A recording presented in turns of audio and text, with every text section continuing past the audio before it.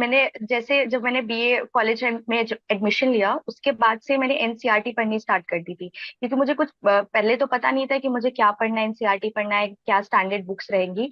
तो subject combination जब choose होता है तो यहाँ पे यूनिवर्सिटी में 3 सब्जेक्ट का कॉम्बिनेशन बनवाया जाता है कि आपको 3 सब्जेक्ट कौन से अपने ग्रेजुएशन में लेने हैं।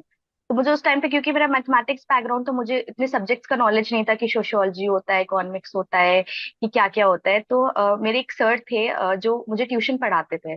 तो वो सिविल सर्विसेज की ही प्रिपरेशन कर रहे थे, तो उन्होंने बोला कि तुम 3 सब्जेक्ट उन्होंने मेरे लिए चूज किए कि तुम ऐसा है, ज्योग्राफी ले लो, एंशियंट हिस्ट्री ले लो, पॉलिटिकल साइंस ले लो। फिर कहीं ना कहीं वो जो एक बेस होता है ना, उन्होंने ही रखा कि इसके बाद अब तुम 3 साल कुछ मत पढ़ना, सिर्फ एनसीईआरटी पढ़ना, कम से कम तुम 3 से 4 बार 6 to 12 तक की तुम एकदम थॉरली तुम्हारे हो जाना चाहिए।